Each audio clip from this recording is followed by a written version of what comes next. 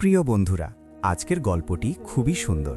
আমি জোর দিয়ে বলতে পারি যে এর চেয়ে ভালো এবং সুন্দর গল্প আপনারা আগে কখনো শোনেননি। পারস্যের বাদশা কেন তার চাঁদের মতো সুন্দরী রাজকন্যাকে একজন গরিব কাঠুরের সাথে বিয়ে দিলেন? রাজকন্যা এমন কী গুনাহা করেছিলেন যার জন্য তাকে এত বড় সাজা পেতে হলো? এরপর বিয়ের পর রাজকুমারী জুলেখাকে এক ভয়ঙ্কর জিন তুলে নিয়ে গেল। তারপর সেই জিন রাজকুমারীর সাথে যা করল তা শুনলে আপনারা অবশ্যই অবাক হয়ে যাবেন। তো বন্ধুরা, গল্পটি খুবই মজাদার এবং শিক্ষামূলক।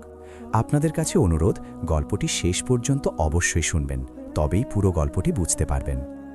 পুরাতন যুগে পারস্য একটি অনেক বড় এবং সুন্দর দেশ ছিল। এর ওপর শাহী বাদশার হুকুমাত ছিল, যিনি অত্যন্ত দয়ালু এবং মানুষের মঙ্গলের কথা ভাবতেন। বাদশার গরিবদের প্রতি ভালোবাসা এবং সহমর্মিতার চর্চা দূর দূরান্ত পর্যন্ত মশহুর ছিল। বাদশার একটিই মেয়ে ছিল, যার নাম ছিল শাহজাদি জুলেখা। বাবার মতো মেয়েও গরিবদের হিতাকাঙ্ক্ষী ও নেকদিল ছিল এবং মানুষের সমস্যা সমাধানে স্বতঃস্ফূর্তভাবে আগ্রহ দেখাত। এই কারণেই মানুষের হৃদয়ে শাহজাদির জন্য অনেক ইজ্জত ছিল। শাহজাদি জুলেখা অনেক এতিমখানা বানিয়েছিলেন। এতিম বাচ্চাদের পড়ার জন্য স্কুল এবং একটি অনেক বড় হাসপাতালও বানিয়েছিলেন, যেখানে মানুষের বিনামূল্যে চিকিৎসা হতো এবং মানুষ তাকে দোয়া করত। শাহজাদি জুলেখা নেকসিরাত হওয়ার পাশাপাশি অত্যন্ত সুন্দরীও ছিলেন। এই কারণেই দূর দূরান্তের অনেক শাহজাদা তাকে বিয়ে করার আকাঙ্ক্ষী ছিলেন, কিন্তু শাহজাদির আজ পর্যন্ত কোনো সম্বন্ধ পছন্দ হয়নি। শাহজাদি জুলেখা শুধু বাহ্যিক রূপলাবণ্য আর জৌলুসে প্রভাবিত হওয়ার মতো ছিলেন না, বরং তিনি তার চাকরদের মাধ্যমে সমস্ত শাহজাদা প্রার্থীদের চরিত্রের খবর গোপনে নিতেন। কিন্তু দেখা যেত এদের মধ্যে অধিকাংশ শাহজাদা মদ্যপ এবং লম্পট ছিল, আর যারা মদ্যপান করত না তারা এতটাই পাথর হৃদয়ের এবং দয়াহীন ছিল যে তাদের দেশের গরিবরা তাদের নাম নিলেই থরথর করে কাঁপত। তাই কোনো শাহজাদাই নিজের চরিত্রের বদৌলতে শাহজাদিকে প্রভাবিত করতে পারল না। শাহজাদি জুলেখা বাগানে ধীরে ধীরে হাঁটছিলেন। বাদশাহ সালামত তার ওপর নারাজ ছিলেন, কারণ বার্ধক্যের কারণে তার মনে আর এমন ক্ষমতা ছিল না যে সালতানাতের কাজ ঠিকভাবে পরিচালনা করতে পারেন।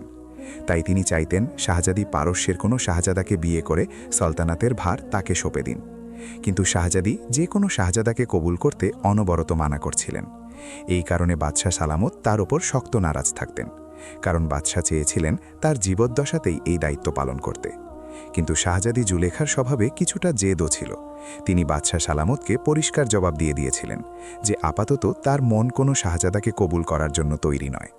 তবে মনে মনে শাহজাদি নিজেও বিচলিত থাকতেন, কারণ বাদশাহ সালামতের শরীর বেশ খারাপ হয়ে গিয়েছিল এবং তিনি প্রায়ই অসুস্থ থাকতেন। শাহজাদি জুলেখা বাগানে হাঁটতে হাঁটতে ভাবছিলেন, কিন্তু কোনো সমাধান তার মাথায় আসছিল না। এভাবে হাঁটতে হাঁটতে না জানি কত সময় পার হয়ে গেল যে হঠাৎ তার কানে তার বান্ধবী উজিরজাদি হামিদা বেগমের আওয়াজ এলো। শাহজাদি হুজুর না জানি কোন চিন্তায় মগ্ন। উজিরজাদি হামিদা বেগম কাছে এসে খুব সাবলীলভাবে বললেন, কারণ তারা দুজন সমবয়সী ছিলেন। শাহজাদি জুলেখা এবং হামিদা বেগম একই বয়সে ছিলেন এবং মহলেই দুজনে একসাথে বড় হয়েছিলেন, তাই দুজনের মধ্যে খুব ঘনিষ্ঠতা ছিল। শাহজাদি জুলেখা হেসে জবাব দিলেন, সবাই কিছু না কিছু ভাবে, তাই আমরাও কিছু ভাবছিলাম। উজিরজাদি হামিদা বেগম বললেন, সেটাই তো আমি জানতে চাই যে আপনার চিন্তার কেন্দ্রবিন্দু কে, সেই ভাগ্যবান কে যার খেয়ালে আপনি এভাবে মগ্ন। শাহজাদি জুলেখা দুষ্টুমি করে তার দিকে তাকিয়ে বললেন, তুমি কি সত্যি জানতে চাও আমরা কার কথা ভাবছিলাম? হামিদা বেগম গভীর আগ্রহ নিয়ে বললেন, হ্যাঁ অবশ্যই, আমি খুবই উৎসুক। শাহজাদি জুলেখা বললেন, তবে শোনো, আমি আব্বা হুজুরের কথা ভাবছিলাম। শাহজাদি জুলেখা এই কথা বললে এক মুহূর্তের জন্য হামিদা বেগম স্তব্ধ হয়ে দাঁড়িয়ে থাকলেন, যেন কথাটি বুঝতে পারেননি। পরক্ষণেই তার মুখ দিয়ে হাসি বেরিয়ে এলো এবং তিনি এতটাই হাসতে লাগলেন যে তার পেটে খিল ধরে গেল। শাহজাদি জুলেখা নিজেও খুব হাসছিলেন। অনেকক্ষণ হাসার পর দুজনে গম্ভীর হলেন। হামিদা বেগম বললেন, শাহজাদি জুলেখা, আমি শুনেছি বাদশাহ সালামত আপনার উপর খুব নারাজ।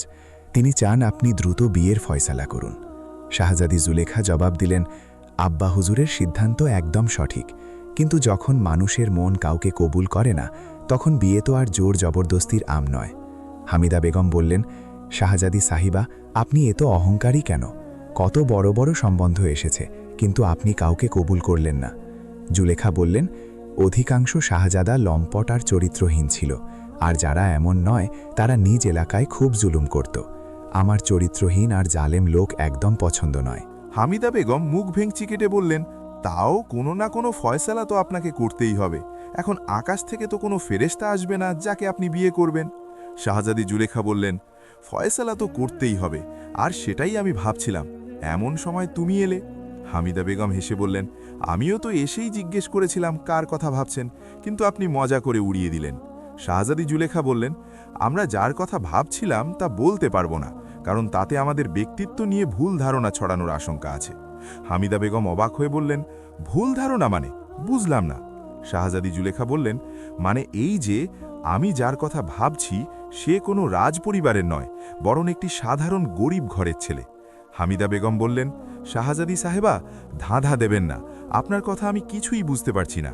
শাহজাদি জুলেখা হামিদা বেগমের দিকে তাকিয়ে বললেন, তুমি কি জানো গত কয়েকদিন আগে আব্বা হুজুরের শাহী চিড়িয়াখানার খাঁচা প্রহরীর ভুলে খুলে গিয়েছিল, আর সেখান থেকে 4টি বাঘ বেরিয়ে লোকালয়ে ঢুকে পড়েছিল।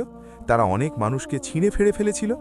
হামিদা বেগম নিজেই সব বর্ণনা দিয়ে বললেন, আরে হ্যাঁ, আমি এটাও জানি যে বড় বড় যোদ্ধা সিপাহীরা তাদের জীবিত ধরতে বা মারতে ব্যর্থ হয়েছিল, আর দেশে কয়েকদিন খুব আতঙ্ক ছিল।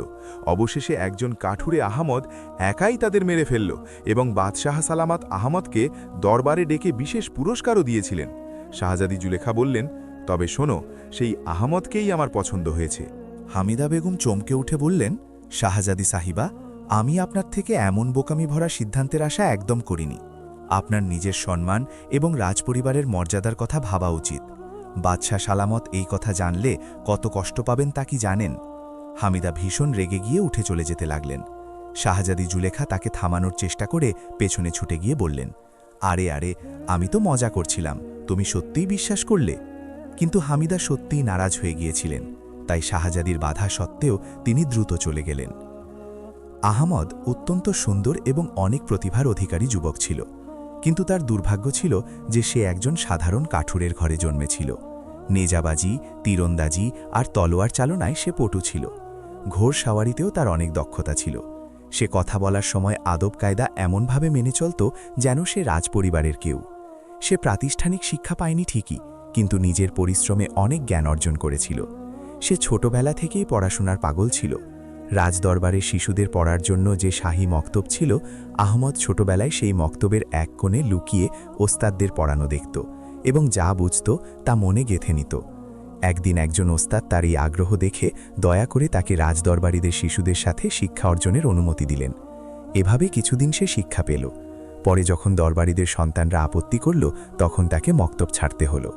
তবে এই অল্প সময়ে সে শাহী আদব কায়দা আর কথা বলার ধরন শিখে নিয়েছিল। আমাদের মনে কিছুদিন ধরে এক অদ্ভুত অস্থিরতা বিরাজ করছিল। সে নিজেও বুঝতে পারছিল না এটি কেমন অস্থিরতা। দিন দিন তার অস্থিরতা বাড়তে থাকল। যে আহমদ আগে হাসি খুশি থাকত, সে এখন বিমর্ষ থাকতে লাগল। তার বন্ধুরাও তার অবস্থা দেখে চিন্তিত ছিল। আহমদ চন্দনের কাঠের বোঝা মাথায় নিয়ে শহরের দিকে রওনা দিল। অন্য কাঠুরেরা সাধারণ কাঠ বিক্রি করত, কারণ চন্দন গাছ জঙ্গলের সবচেয়ে ঘন অংশে থাকত, যেখানে হিংস্র পশুদের ভয় ছিল। তাই অন্য কাঠুরেরা সেখানে যেতে ভয় পেত। কিন্তু আহমদ ছোটবেলা থেকেই খুব সাহসী আর নির্ভীক ছিল। বিপদ নিয়ে খেলা করা তার জীবনের অংশ ছিল। তাছাড়া সে শিকার করতেও ভালোবাসত। তাই সে জঙ্গলের গভীরতম অংশে যেত এবং সেখান থেকে চন্দন কাঠ কেটে আনত। কোনো পশুর সাথে দেখা হলে হয় পশুটি তার তলোয়ারের শিকার হতো, নয়তো লেজ গুটিয়ে পালাত। আহমদ চন্দন কাঠ বিক্রি করত বলে তার ক্রেতারা ছিল আমির, ধনী এবং রাজদরবারের সাথে যুক্ত ব্যক্তিরা। আহমদের বাবা ছোটবেলায় মারা গিয়েছিলেন। সে তার বৃদ্ধা মায়ের সাথে থাকত। তারা গ্রামে বাস করত। চন্দন কাঠ বিক্রি করে ভালো আয় হতো বলে সে গ্রামে একটি ছোট পাকা বাড়িও বানিয়েছিল, যেখানে তার অন্য বন্ধু কাঠুরেরা ঝুপড়িতে থাকত। আহমদ শহরে পৌঁছে শাহী মহলের দিকে গেল। মহলের কাছে পৌঁছে চন্দন কাঠের বোঝা একপাশে রেখে আরাম করতে বসল। তারপর হঠাৎ তার চোখ মহলের বারান্দার দিকে গেল, যেখানে শাহজাদি জুলেখা দাঁড়িয়েছিলেন। শাহজাদি জুলেখা তার দিকে তাকাচ্ছিলেন। আহমদ রাজকুমারীকে দেখল এবং দীর্ঘশ্বাস ফেলল। শাহজাদির দৃষ্টি তার হৃদয়ে গেঁথে গেল। শাহজাদিও শেষবার তার দিকে তাকিয়ে দীর্ঘশ্বাস ফেলে ফিরে গেলেন। আহমদ প্রথমবার শাহজাদিকে তখনই দেখেছিল যখন সে 4টি বাঘ মারার জন্য বাদশার কাছ থেকে পুরস্কার নিচ্ছিল এবং মহলে তার খাবারের আয়োজন হয়েছিল। সেখান থেকে শাহজাদি জুলেখা তাকে ডেকে পাঠিয়ে নিজের মুখে যুদ্ধের কথা শুনেছিলেন। শাহজাদি তার কথা বলার ঢঙে মুগ্ধ হয়েছিলেন। এবং আহমদের মনে হয়েছিল শাহজাদির মনে তার জন্য জায়গা আছে। আহমদের মহলের সামনে দিয়ে যাওয়ার সময় নির্দিষ্ট ছিল, তাই শাহজাদিও সেই সময় বারান্দায় এসে দাঁড়াতেন। এভাবে এখন প্রতিদিন তাদের দেখা হতে লাগল। আহমদ দীর্ঘশ্বাস ফেলে কাঠের বোঝা তুলল, যাতে তা বিক্রি করে খাবার কেনা যায়। পরের দিন আহমদ নিয়ম মতো জঙ্গলের গভীরতম অংশে পৌঁছাল। সে তীর ধনুক নামিয়ে রেখে কুড়াল দিয়ে একটি গাছে আঘাত করল। প্রথম কোপ দেওয়ার সাথে সাথেই গাছ থেকে এক ভয়ঙ্কর চিৎকার বেরিয়ে এলো এবং যে জায়গায় কুড়াল লেগেছিল সেখান থেকে রক্ত বের হতে শুরু করল। আহমদ অবাক হয়ে গেল। গাছ থেকে চিৎকার এবং রক্ত বের হওয়া তার জন্য অদ্ভুত ছিল। সে অবাক হয়ে দাঁড়িয়ে থাকল। এমন সময় আওয়াজ এলো, নেকদিল আহমদ, তুমি কি আমাকে এই বন্দি দশা থেকে মুক্তি দিতে পারো? গাছ থেকে কান্নার শব্দ এলো। তুমি কি গাছ বলছো? গাছ তো কথা বলে না। আহমদ তখনও অবাক। আমি গাছ নই, আমি একজন জিন, মরজান জিন। শাহী জিনরা আমাকে সাজা হিসেবে গাছ বানিয়ে দিয়েছে। তুমি চাইলে আমাকে মুক্তি দিতে পারো। আমি তোমার এই উপকারের প্রতিদান কোনো না কোনো সময় দিয়ে দেব। গাছ থেকে আওয়াজ এলো। আচ্ছা, তো তুমি জিন, কিন্তু আমি তোমাকে কিভাবে মুক্তি দেব? আহমদের কণ্ঠে তখনও বিস্ময়। তুমি এখান থেকে উত্তর দিকে চলে যাও। জঙ্গল পার হওয়ার পর অন্ধকারের মরুভূমি আসবে, সেখানে আমাদের বসতি। দ্বাররক্ষী জিন তোমাকে ধরে শাহী জিনের সামনে পেশ করবে। শাহী জিনের ছেলে শাহজাদা হাসিম এখন খুব অসুস্থ এবং শাহী কবিরাজও জবাব দিয়ে দিয়েছে। কিন্তু আমার দাদা একজন বড় জ্যোতিষী। তিনি আমাকে বলেছিলেন, যদি এই রাজ্যের শাহজাদি জুলেখার মুকুটের হীরা কোনো শরবতে গুলে হাসিমকে খাওয়ানো হয় তবে সে ঠিক হয়ে যাবে। এই হীরা কোনো এক বড় বুজুর্গ বাদশাকে দিয়েছিলেন, আর এর শর্ত হল রাজকন্যা সম্মতির সাথে এই হীরা ব্যবহারের অনুমতি দেবেন। যদি চুরি করে বা জোর করে এনে খাওয়ানো হয় তবে কাজ হবে না। তুমি শাহী জিনকে বলবে যে তুমি তার ছেলের চিকিৎসা করতে চাও। সে অনুমতি দিলে তুমি বাদশাকে বা শাহজাদিকে সব জানাবে। তারা দুজনেই খুব দয়ালু এবং আমি নিশ্চিত তারা তোমাকে হীরা নেওয়ার অনুমতি দেবেন। যখন হাসিম ঠিক হয়ে যাবে তখন শাহী জিন তোমাকে পুরস্কার চাইতে বলবে। তুমি বলবে মরজান জিনের গাছের সাজা যেন শেষ করে দেওয়া হয়। শাহী জিন আমার সাজা মাফ করে দেবে। তারপর তুমি হীরাটি বাদশাকে ফেরত দিয়ে দেবে। গাছ থেকে মরজানের এই আওয়াজ এলো। আহমদ দ্বিধা নিয়ে জিজ্ঞেস করল, আমি তোমাকে সাহায্য করতে তৈরি, কিন্তু হতে পারে বাদশাহ সালামত আমাকে হীরা দেবেন না, কারণ আমি একজন কাঠুরে, আর নিজের মেয়ের মুকুট থেকে হীরা বের করা তিনি নিজের জন্য অপমানের মনে করতে পারেন। তুমি যখন তাদের বলবে যে তুমি কোনো বিপদগ্রস্তকে সাহায্য করছো, তখন আমার বিশ্বাস তারা তোমাকে মানা করবেন না। অন্তত চেষ্টা তো করে দেখো, বাকিটা আমার নসিব। গাছ থেকে আবার আওয়াজ এলো। কিছু ভেবে আহমদ সিদ্ধান্ত নিয়ে মাথা নাড়ল এবং তীর ধনুক ও কুড়াল কাঁধে নিয়ে অন্ধকারের মরুভূমির দিকে রওনা দিল। জঙ্গল পার করে মরুভূমিতে পৌঁছাতে তার সন্দেহ হয়ে গেল। এই মরুভূমি একদম জনশূন্য ছিল এবং সেখানে প্রাণের কোনো চিহ্ন দেখা যাচ্ছিল না। যখন আহমদ অন্ধকারে পৌঁছল, হঠাৎ ধূলিঝড় শুরু হলো। যখন ধুলো সরল এবং সে চোখ মেলল, দেখল সে একটি বিশাল দুর্গের মতো মহলের সামনে দাঁড়িয়ে আছে এবং তার হাত দুজন ভয়ঙ্কর জিন ধরে আছে। তারপর তারা তাকে মহলের ভেতরে নিয়ে গেল। মহলে এক বিশাল দরবার সাজানো ছিল, যেখানে শত শত জিন বসেছিল। সামনে তখতে একজন নুরানি চেহারার বৃদ্ধ জিন বসেছিল। আহমদ জিনের গল্প শুনেছিল, কিন্তু তাদের সাথে কখনো দেখা হয়নি। এমন অদ্ভুত আর ভয়ঙ্কর মাখলুক দেখে সে অবাক হয়ে গেল। বৃদ্ধ জিন কড়া স্বরে বলল, মানুষের সন্তান, তুমি আমাদের এলাকায় আসার সাহস করলে কিভাবে? সেই বৃদ্ধ জিন ছিল জিনের সর্দার।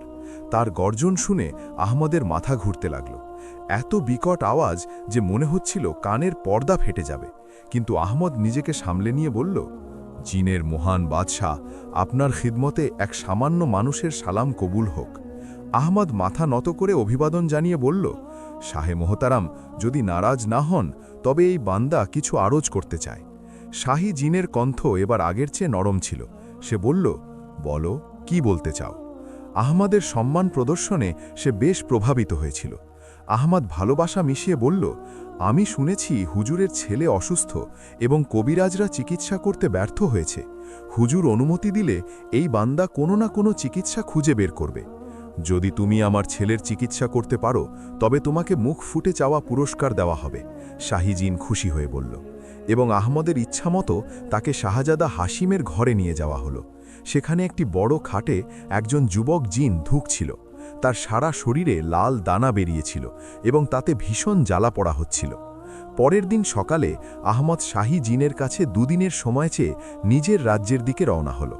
সন্ধ্যা হলে শাহজাদি জুলেখা নিয়মমতো মহলের বারান্দায় গিয়ে দাঁড়ালেন। কাঠুরে আহমদ প্রতিদিন এখান দিয়ে যেত এবং যতক্ষণ তিনি তাকে এক নজর না দেখতেন তার শান্তি হতো না। এই সহজ সরল আর নিষ্পাপ কাঠুরেকে তার খুব ভালো লাগত।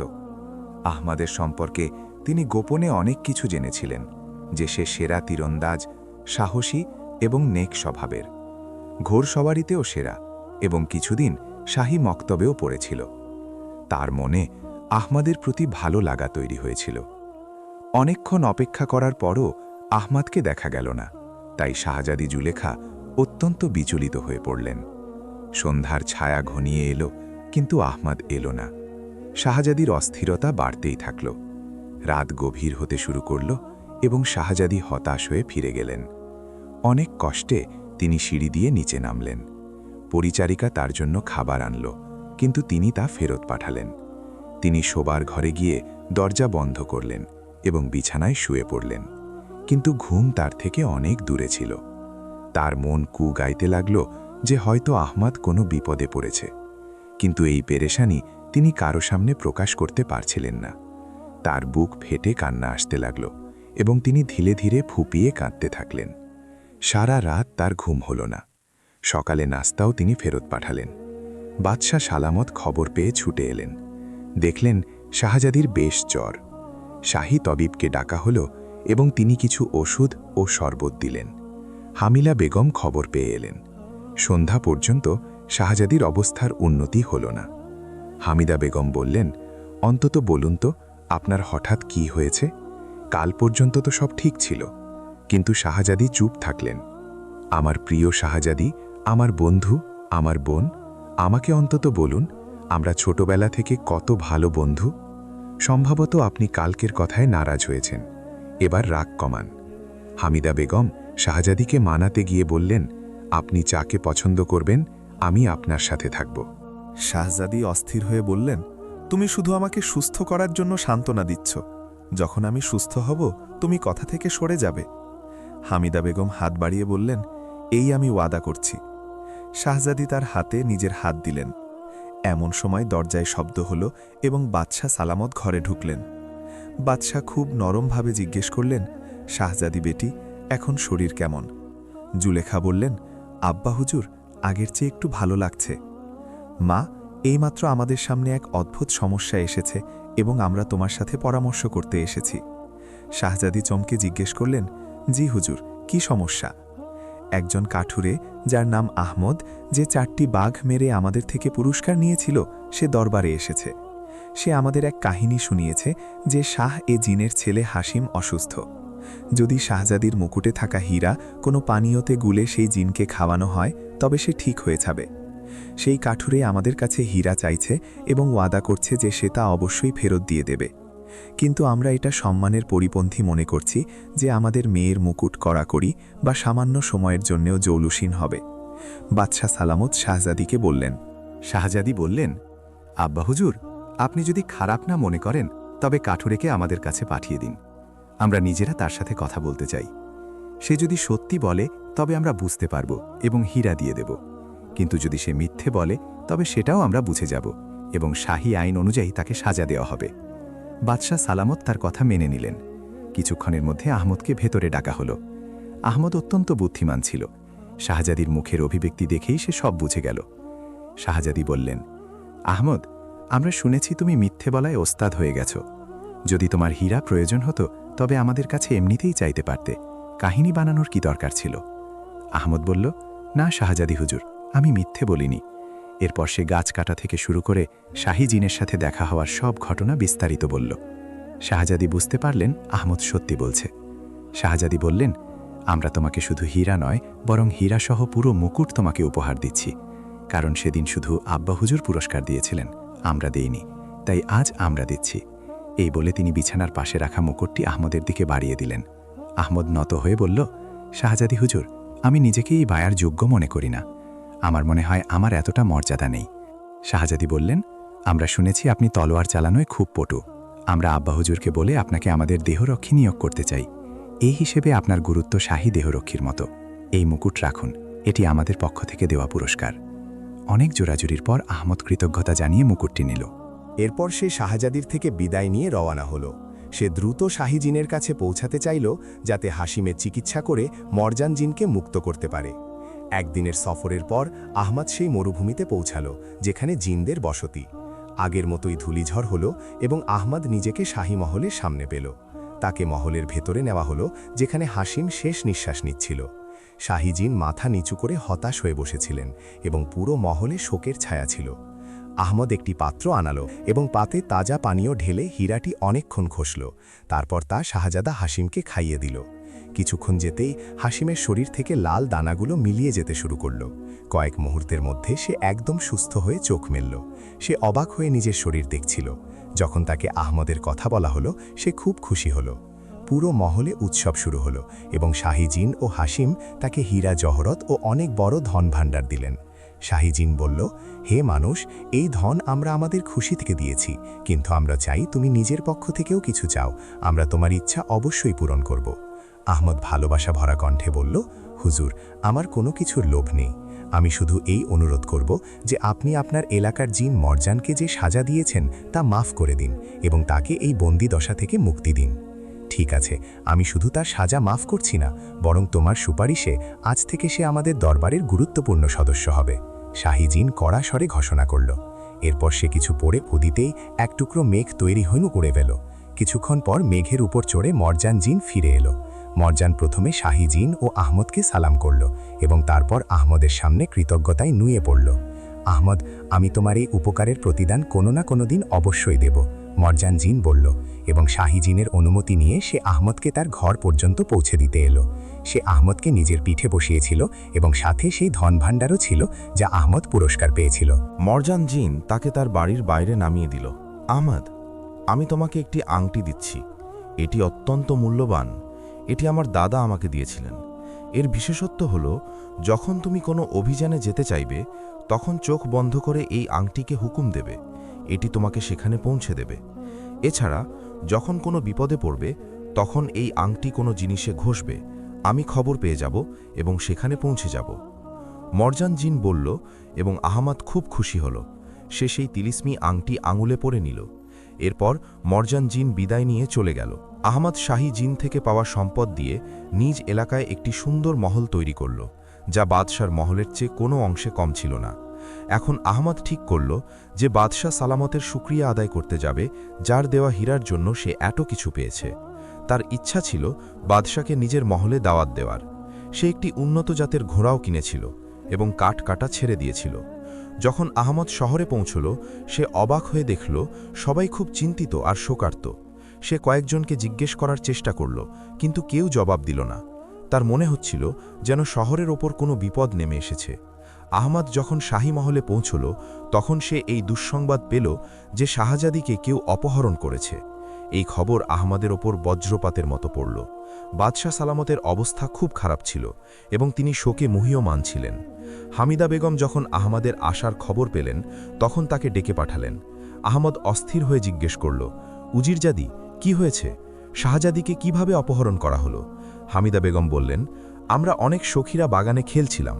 হঠাৎ এক বিশাল জিন উদয় হলো। তার মাথায় লম্বা চুল ছিল, হাতে পায়ে সোনার বড় বড় বালা ছিল। তাকে দেখে আমাদের চিৎকার বেরিয়ে গেল।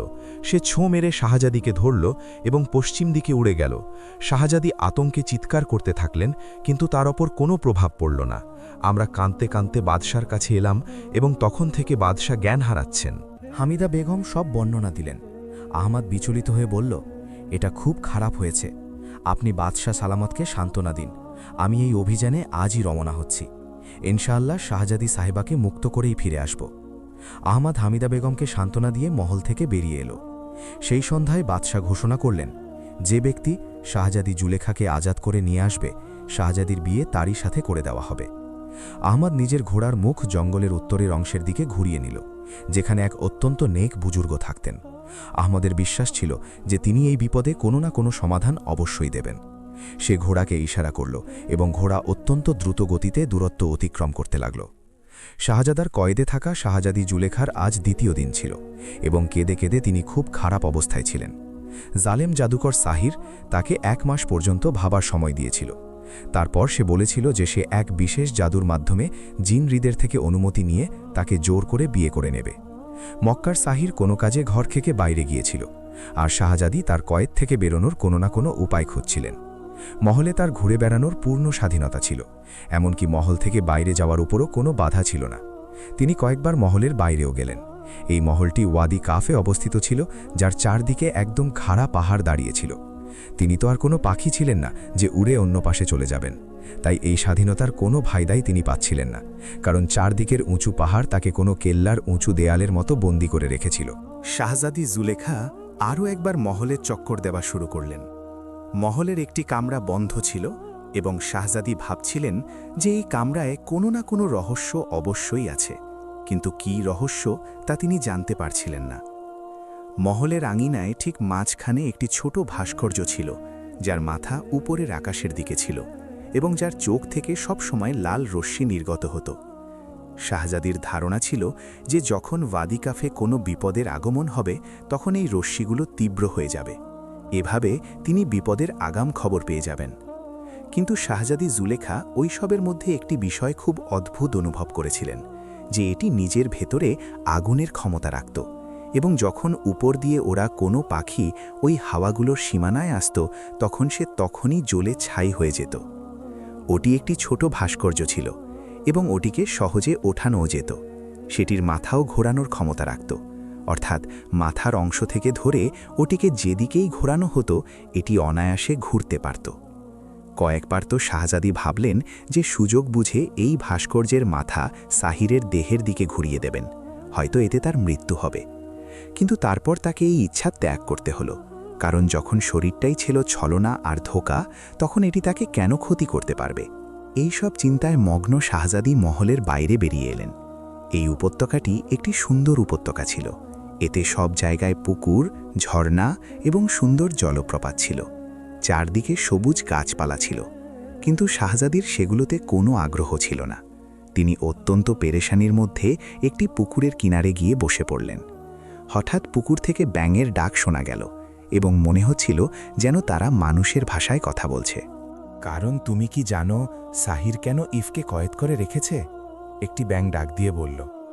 হ্যাঁ, আমি জানি যে শাহজিনাত নিঃসন্তান এবং তিনি খুব বৃদ্ধ হয়ে গেছেন। তার মরার পর ইফ জিনাতের বাদশাহীর দাবিদার, আর সাহির তো নিজে পরস্থানের বাদশাহ হতে চায়, তাই সে ইফকে কয়েদ করে রেখেছে। কারণ ইফ শুধু দানব, সে জাদু জানে না, আর সাহির জিন হওয়ার পাশাপাশি জাদুকরও বটে। দ্বিতীয় ব্যাঙটি জবাব দিল, তুমি কি জানো ইফরিতকে কিভাবে আজাদ করা যেতে পারে?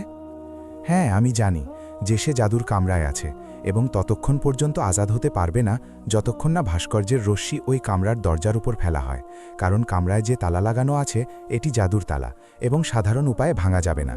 ওটিকে শুধু ভাস্কর্যের হাওয়া দিয়েই ভাঙা সম্ভব। দ্বিতীয় ব্যাঙটি জবাব দিল, এমনিতে যদি শাহজাদি সাহস করেন তবে ইফরিতকে আজাদ করতে পারেন, এতে তার নিজেরও ফায়দা আছে। প্রথম ব্যাঙটি ডাকল এবং তারপর দুজনেই খামোশ হয়ে গেল।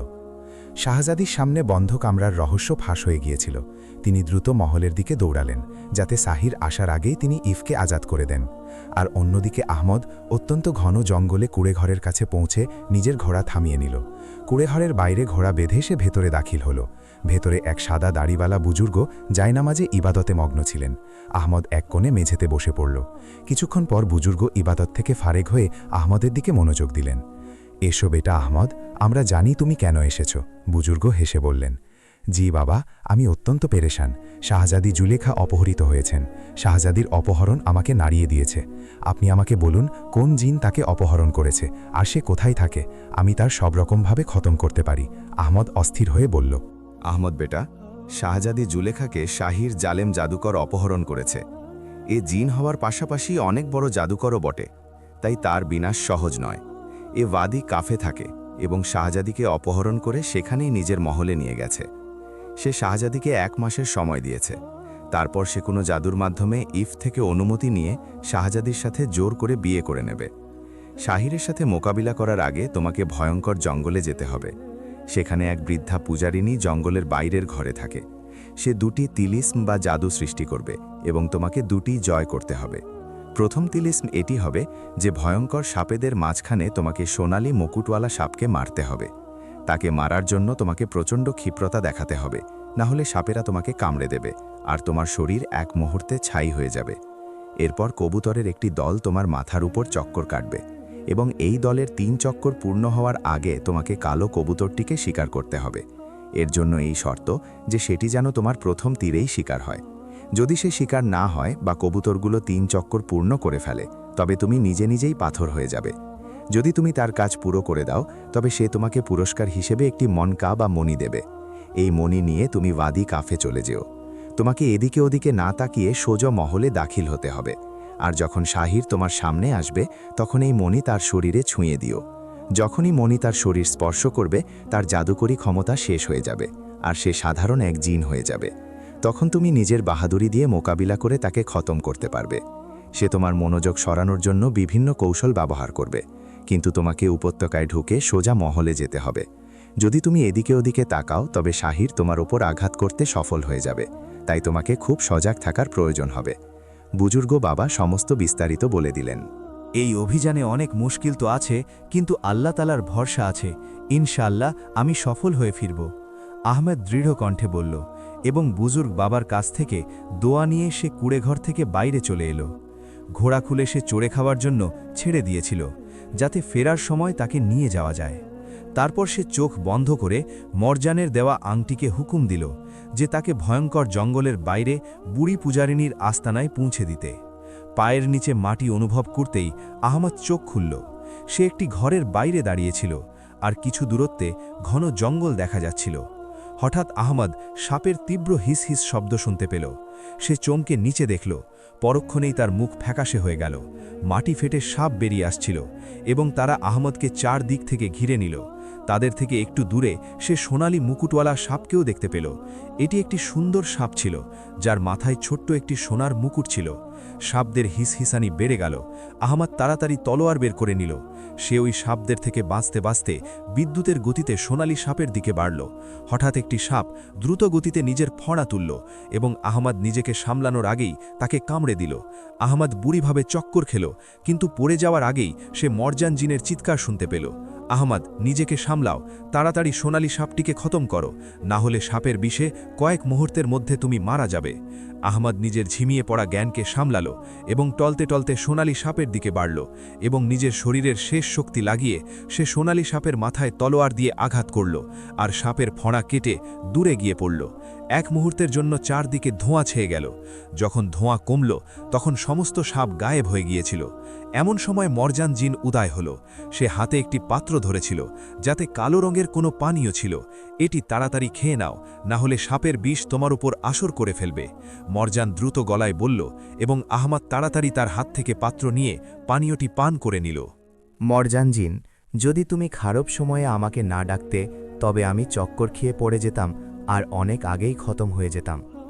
আহমদ কৃতজ্ঞতার সুরে বলল এবং মরজান জিন খুশি হয়ে নিজের বড় বড় চোখা দাঁত বের করে হাসল।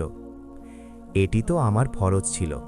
এখন তুমি পরবর্তী ধাপের জন্য তৈরি হয়ে যাও, আমি যাচ্ছি, মরজান জিন বলল এবং এর সাথেই সে গায়েব হয়ে গেল। এমন সময় আহমদ উপরে পাখিদের ডানার ঝটপটানি অনুভব করল। সে দেখল উপরে কবুতরের একটি দল উড়ছে, যাতে কালো কবুতরটিও সামিল ছিল। আহমদ তখনই ধনুক সোজা করল এবং তীরের লক্ষ্য কবুতরগুলোর দিকে করে দিল। এর মধ্যে দলটি এক চক্কর কেটে ফেলেছিল, এখন সেটি দ্বিতীয় চক্কর কাটতে শুরু করল। কবুতরগুলোর গতি অত্যন্ত তীব্র ছিল এবং উড়ন্ত দলের মধ্যে থেকে কালো রঙের কবুতরকে নিশানা বানানো অত্যন্ত মুশকিল ছিল। এর মধ্যে দলটি দ্বিতীয় চক্কর কেটে ফিরে আসতে লাগল। আহমদ জানত যে কবুতরগুলো তৃতীয় চক্কর পূর্ণ করলেই সে নিজে নিজেই পাথর হয়ে যাবে। তাকে যা কিছু করার ওই কয়েক মুহূর্তের মধ্যেই করতে হতো। সে উড়ন্ত দলের উচ্চতা এবং তাদের গতির আন্দাজ করল এবং সেই আন্দাজের উপর ভিত্তি করেই সে খোদার নাম নিয়ে তীর ছেকে দিল। লেগেছে।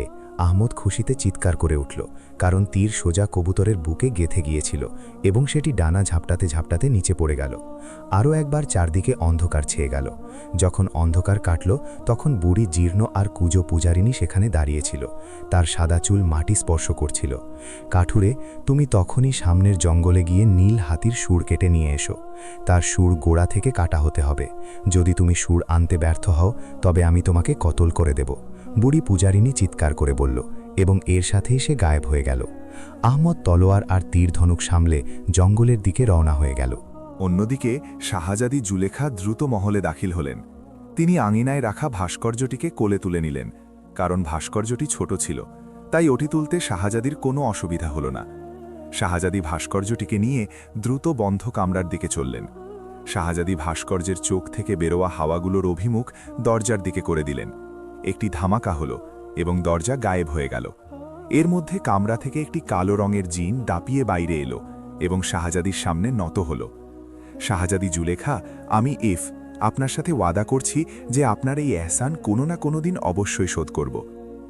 গম্ভীর আওয়াজে বলল, এবং এর সাথেই সে ডানা মেলালো এবং বাইরের দিকে উঠতে শুরু করল।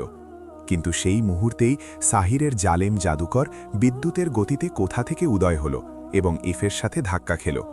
তাদের ধাক্কায় এমন মনে হলো যেন দুটি পাহাড় একে অপরের সাথে ধাক্কা খেয়েছে। তারপর তাদের মধ্যে আকাশে ভয়ঙ্কর যুদ্ধ শুরু হলো। তারা উড়তে উড়তে আসত এবং একে অপরের সাথে বুড়িভাবে ধাক্কা খেত। দুজনেই নিজেদের ভয়ঙ্কর শিং দিয়ে আঘাত করে একে অপরের শরীর ক্ষতবিক্ষত করছিল। তারপর এভাবেই তারা আকাশে লড়তে লড়তে দৃষ্টির আড়ালে চলে গেল। কিন্তু শাহজাদি অত্যন্ত ভীত হয়ে পড়েছিলেন যে যখনই সাহির ফিরে আসবে সে তার চেয়েও খারাপ প্রতিশোধ নেবে। তিনি মনে মনে নিজের রক্ষার জন্য দোয়া করতে লাগলেন। তিনি আর কিছু বুঝতে পারছিলেন না। তিনি মহল থেকে বের হয়ে ওই পুকুরটির দিকে এগিয়ে গেলেন, যেখানে তিনি দুটি ব্যাঙের কথা শুনেছিলেন। শাহজাদি যখনই পুকুরের কাছে পৌঁছালেন, ওখানেই ব্যাঙগুলো আবার ডাকতে লাগল। তাদের আওয়াজ এখন মানুষের মতো ছিল। শাহজাদি পুকুরের ধারে বসে মন দিয়ে তাদের কথা শুনতে লাগলেন। রকি, তুমি জানো কি সাহির আর ইফের লড়াইয়ের কি পরিণাম হবে? একটি ব্যাঙ ডাকল। হ্যাঁ গৌরী, এরা দুজনেই একে অপরকে বুড়িভাবে জখম করে দেবে এবং এভাবেই আকাশে লড়তে লড়তে কোহে কাফেরের সীমানার কাছে পৌঁছে যাবে। আর সেখান থেকে সাহিরকে ফিরে আসতে হবে, কারণ সীমানার কাছে ইফের বন্ধু গোত্র থাকে। দ্বিতীয় ব্যাঙটি জবাব দিল, যদি শাহজাদি এই পুকুরে গোসল করে নেন তবে সাহিরের প্রকোপ থেকে বেঁচে যাবেন, কারণ এটি তার জন্য পবিত্র পুকুর। না হলে সে শাহজাদির থেকে অনেক বড় প্রতিশোধ নেবে। প্রথম ব্যাঙটি ডরিয়ে বলল, হ্যাঁ গৌরী, শাহজাদির তখনই এই পুকুরে গোসল করে নেওয়া উচিত। এমনিতে আহমদ কাঠুরে শাহজাদির সাহায্যের জন্য বেরিয়ে পড়েছে, তাই শাহজাদির মুক্তির দিন কাছে। দ্বিতীয় ব্যাঙটি ডাকল এবং তারপর দুজনেই খামোশ হয়ে গেল। তাদের কথা শুনে শাহজাদির মনে কিছুটা স্বস্তি হল। তিনি তখনই কাপড়সহ পুকুরে ঝাঁপ দিলেন।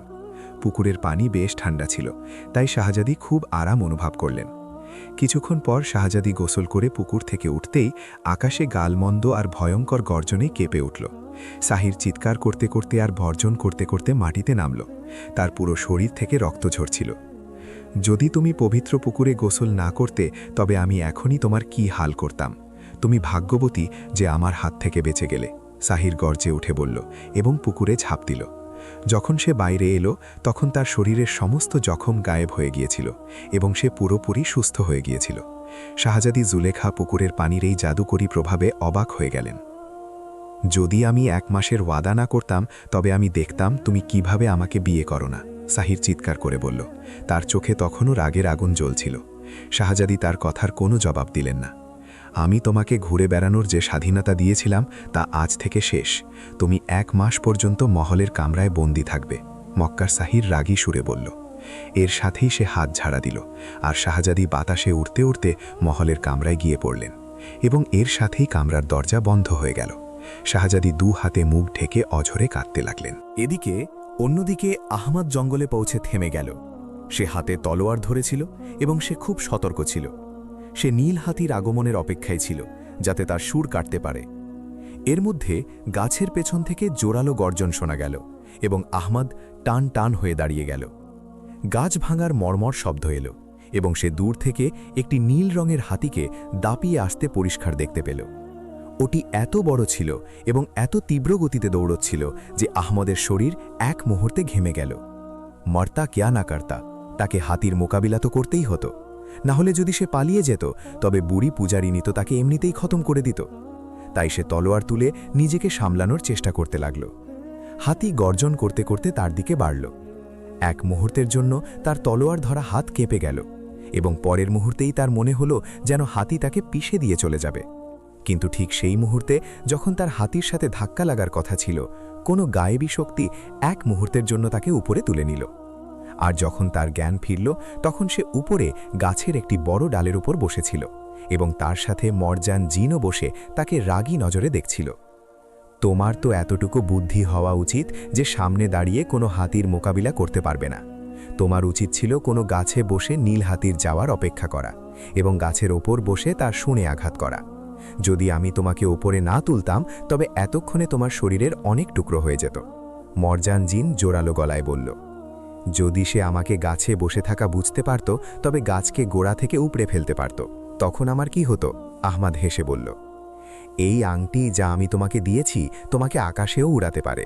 এভাবে যখন বিপদ অনুভব করতে তখন এই আংটিকে হুকুম দিতে, এটি তোমাকে উপরে বাতাসে তুলে নিত। মরজান জিনের কণ্ঠে তখনও রাগ ছিল। প্রিয় মরজান জিন, রাগ থুথু করে ফেলে দাও এবং কোনো বুদ্ধি বের করো যাতে নীল হাতির সুর কাটা যায়। আহমদ অনুরোধ করে বলল, তুমি এই ডালেই বসে থাকো, আমি নীল হাতিকে ধরে নিয়ে আসছি। যখনই সে তোমার নিচ দিয়ে যাবে তলোয়ারের একটি ভরপুর আঘাত তার সুরে করে দিও। মরজান জিন পরামর্শ দিল এবং আহমদ মাথা নাড়ল। তারপর মরজান জিন তার দৃষ্টি থেকে ওঝল হয়ে গেল। আহমদ তলোয়ার সামলে ডালে সতর্ক হয়ে বসে থাকল। কিছুক্ষণ পর সে হাতির কদমের আওয়াজ শুনতে পেল। মনে হচ্ছিল কোনো অদৃশ্য শক্তি তাকে জোর করে ঠেলে নিয়ে আসছে। যখন হাতি ডালের নিচে এলো তখন আহমদ তলোয়ারের জোরালো আঘাত তার শুনের গোড়ায় করল এবং নীল হাতির শুন কেটে দূরে গিয়ে পড়ল। নীল হাতি ভয়ঙ্কর গর্জন করল এবং গাছ ভেঙে তছনছ করতে করতে দৃষ্টির আড়ালে চলে গেল। আহমদ তাড়াতাড়ি গাছ থেকে নিচে নামল এবং নীল হাতির শুন তুলতে লাগল। এর মধ্যে মরজান জিনও উদয় হল। আমার হাত ধরো এবং চোখ বন্ধ করো। মরজান জিন নিজেই শুঁড় তুলে বলল এবং আহমদ চোখ বন্ধ করে নিল। যখন সে নিজের পায়ের নিচে মাটি অনুভব করল তখন সে চোখ খুলল। মরজান জিন শুঁড় হাতে তার সাথে দাঁড়িয়েছিল। আচ্ছা, এখন আমাকে বিদায় দাও। শাহজিনাতের দরবারে হাজিরা দেওয়ার সময় হয়ে গেছে। এখন বাকি কাজ তোমাকে নিজে করতে হবে। মরজান জিন বলল, শুক্রিয়া মরজান, তুমি আমাকে অনেক সাহায্য করেছ। আহমদ জিনের শুক্রিয়া আদায় করল এবং জিন গায়েব হয়ে গেল। ঠিক সেই মুহূর্তে ওই বুড়ি পূজারিনী ঘর থেকে বের হল। নীল হাতির সুর দেখেই সে খুশিতে চিৎকার দিল এবং বলল, শুক্রিয়া আহমদ কাঠুলে, আমি জানি তুমি শাহিরের বিনাশের জন্য বেরিয়েছ। আমি তোমাকে অত্যন্ত দামি মণি উপহার দিচ্ছি। যখন তুমি এই মণি শাহিরের শরীরে ছোঁয়াবে তখন তার জাদুর বিনাশ হয়ে যাবে আর তুমি বুদ্ধিমত্তা খাটিয়ে তাকে খতম করতে পারবে। বুড়ি পূজারিনী বলল এবং এর সাথে সে একটি লাল মণি আহমদের দিকে বাড়িয়ে দিল। আহমদ মণিটি নিল এবং তিলিসমি আংটিকে ওয়াদি কাফে পৌঁছানোর হুকুম দিয়ে চোখ বন্ধ করে নিল। মক্কার সাহির মহলের কামরায় মদ্যপানে মগ্ন ছিল যে সে হঠাৎ চমকে উঠল। একটি কালো রঙের গোল্লা মাটি থেকে বের হল এবং সেটি দ্রুত ভয়ঙ্কর ভল্লুকের রূপ ধারণ করল। হারিস, তুমি আমাদের শান্তিতে কেন বিঘ্ন ঘটালে? তোমার সাহস হলো কি করে? সাহির বিরক্ত হয়ে বলল, আমার মালিক, একটি বিপদ দ্রুত আপনার দিকে আসছে। হারিস গড়গড় করে কিন্তু শক্ত গলায় জবাব দিল, কোন বিপদ? তাড়াতাড়ি বলো। সাহির চমকে জিজ্ঞেস করল, আপনি তাকে আয়নায়ে সামরিতে দেখতে পারেন। হারিস জবাব দিল এবং এর সাথেই সে গায়েব হয়ে গেল। সাহির মনে মনে কিছু পড়ে দেয়ালে ফু দিল। তখন দেয়ালের ওই অংশটি কোনো আয়নার মতো উজ্জ্বল হয়ে গেল এবং পরের মুহূর্তেই সাহির বুড়িভাবে চমকে উঠল। উপত্যকায় এক অপরিচিত যুবক দাঁড়িয়েছিল যে মহলের দিকে চোখ তুলে তাকিয়ে দেখছিল। তারপর সে ধীরে ধীরে মহলের দিকে বাড়তে লাগল। সাহির আরও একবার মনে মনে কিছু পড়ে মাটিতে ফু দিল। তখন মাটি থেকে এক ছোট বামুনি বের হল। কালাজিন, এটা বলো যে এই যুবকটি কে আর এখানে কি করতে এসেছে? সাহির বলল, মালিক, এ একজন কাঠুরে। এর নাম আহমদ। এ অত্যন্ত বাহাদুর, বুদ্ধিমান এবং দয়ালু মানুষ। এ শাহজাদি জুলেখাকে আপনার কয়েদ থেকে ছাড়াতে এসেছে। কালাজিন জবাব দিল, কিন্তু এ কিভাবে আমাদের মোকাবিলা করবে? একজন মানুষ কোনো জিনের মোকাবিলা করতে পারে না, সাহির অবাক সুরে বলল। মালিক, এর কাছে মরজান জিনের দেওয়া আংটি আর বুড়ি পূজারিনীর দেওয়া মণি আছে, তাই এ আপনাকে ক্ষতি করতে পারে। এই আংটি আর মণি আমাদের কিছু করতে পারবে না। আমরা জিন হবার সাথে সাথে জাদু করো বটে, তবে তুমি এক কাজ করো, তার সামনে শাহজাদি জুলেখার রূপ ধরে পৌঁছে যাও। এর মধ্যে আমি এর কোনো না কোনো সমাধান বের করছি। সাহির তাকে হুকুম দিয়ে বলল এবং কালা জিন গায়েব হয়ে গেল। যখনই আহমাদ নিজের পায়ের নিচে মাটি অনুভব করল, সে চোখ খুলল। সে একটি উপত্যকায় দাঁড়িয়েছিল, যার চারদিকে পাহাড় ছিল। উপত্যকাটি বেশ বিশাল এবং খুব সুন্দর ছিল। দূরে এক বিশাল মহল দেখা যাচ্ছিল। আহমাদ অনেকক্ষণ চোখ বড় বড় করে ওই উপত্যকাটিকে দেখতে থাকল। তারপর ধীরে ধীরে সে মহলের দিকে বাড়তে লাগল। হঠাৎ সে নিজের পেছনে কোনো শব্দ অনুভব করল। সে পেছনে তাকানোর ইচ্ছা করল, কিন্তু তখনই তার বুজুর্গ বাবার উপদেশ মনে পড়ে গেল, যিনি তাকে বুঝিয়েছিলেন যে সে যেন এদিকে ওদিকে না তাকায়, বরং সোজা মহলের দিকে বাড়তে থাকে। তাই সে মাথা ঝাড়া দিল এবং সামনের দিকে বাড়তে লাগল। হঠাৎ সে নিজের পেছন থেকে শাহজাদি জুলেখার কোমল ও মিষ্টি আওয়াজ শুনতে পেল। আহমাদ, এদিকে আমার কাছে এসো। আওয়াজে এতটা আকর্ষণ ছিল যে না চাইতেও আহমাদের দৃষ্টি পেছনে ঘুরে গেল, যেখানে শাহজাদি জুলেখা পাহাড় থেকে নিচে নামছিলেন। কিন্তু মনে হচ্ছিল যেন তিনি বাতাসে ভেসে ভেসে নিচে নামছিলেন, এবং আহমাদ সবকিছু ভুলে তাকে দেখতে মগ্ন হয়ে গেল। ঠিক সেই মুহূর্তে জোরালো শব্দের আওয়াজ হল, এবং পরের মুহূর্তেই আহমাদ একটি খাঁচাই বন্দী ছিল। শাহজাদি জুলেখা হাসতে হাসতে গায়েব হয়ে গেলেন, এবং আহমাদ বুঝে গেল যে তাকে পরিকল্পিতভাবে ফাঁদানো হয়েছে। এখন তার সামনে খাঁচায় দড়ি ধরে সাহির দাঁড়িয়েছিল, অত্যন্ত ভয়ঙ্কর এবং কুৎসিত, যার মুখে লম্বা লম্বা বিশ্রী গোঁফ ছিল, মাথায় লম্বা চুলের ঝুঁটি ছিল, দুটি চোখা দাঁত বাইরে বেরিয়েছিল, কানে সোনার দুল ছিল আর হাতে পায়ে সোনার বালা ছিল। সে নগ্ন পথ ছিল, আর তার পুরো শরীর অত্যন্ত লাল রঙের ছিল, যেন তার শরীরে প্রলেপ দেওয়া হয়েছে। হে মানুষের বামন, দেখো, মাছির চেয়েও তুচ্ছ প্রমাণিত হল, সাহির অট্ট হাসি দিয়ে বলল, এবং খাঁচাটিকে টেনে নিয়ে যেতে লাগল। আহমাদের মাথায় তখনই এক বুদ্ধি এলো। তারপর খাঁচা যখনই সাহিদের কাছে গেল, আহমদ পোশাকের পকেট থেকে মণিটি বের করল এবং খাঁচা থেকে হাত বের করে ওই মণিটিকে সাহিদের শরীরের পূর্ণ শক্তি দিয়ে ঘষে দিল। সাহির এক জোরালো ধাক্কা খেল এবং সে ছিটকে দূরে গিয়ে পড়ল। এর সাথেই খাঁচা গায়েব হয়ে গেল। এখন সে মাটিতে মুক্ত দাঁড়িয়েছিল। সে অত্যন্ত ক্ষিপ্রতায় পোশাকের ভেতরে লুকিয়ে রাখা তলোয়ার বের করে নিল। সাবধান মানুষের বামন, তুমি আমার জাদু খতম করে দিয়েছ, কিন্তু তুমি আমার থেকে বেঁচে যাবে কোথায়? সাহির চিৎকার করে বলল, এবং এর সাথেই সে আহমদের ওপর ঝাঁপিয়ে পড়ল, কিন্তু আহমদ সরে গিয়ে এক পাশে বেরিয়ে গেল। সাহির আরও একবার ঝাঁপালো এবং আহমদ তলোয়ার দিয়ে আঘাত করল, যাতে সাহিরের একটি হাত কেটে দূরে গিয়ে পড়ল। সে গর্জন করল এবং উন্মাদের মতো আহমদের ওপর ঝাঁপালো। এইবার আহমদ সরে যাওয়ার সুযোগই পেল না। সাহির প্রায় তার মাথার ওপর পৌঁছে গিয়েছিল। আহমদ তাড়াতাড়ি নিচে বসে পড়ল। সাহির দ্রুত তার উপর ঝুঁকে পড়ল, এবং ঠিক সেই মুহূর্তে আহমদ দ্রুত তলোয়ারটি সোজা মাথার ওপর খাড়া করে নিল, আর তলোয়ারটি দ্রুত সাহিরের পেটে ঢুকে গেল। সে ভয়ঙ্কর গর্জন করল এবং তার পেট থেকে রক্ত ফোয়ারার মতো বের হতে লাগল।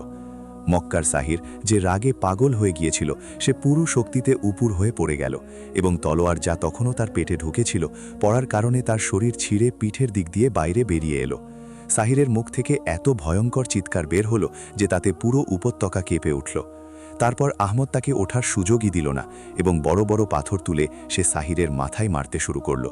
কয়েক মুহূর্তে সাহিরের মাথা ফেটে গেল, এমনকি সাহির নিথর হয়ে গেল, এবং তার কান্নারত আওয়াজ আকাশে প্রতিধ্বনিত হল। আমি জাদুকর যে অমর ছিলাম, আহমদ চালাকি করে আমাকে খতম করে দিল। এর সাথেই আরও একবার ধামাকা হলো এবং সাহিরের মহল গায়েব হয়ে গেল।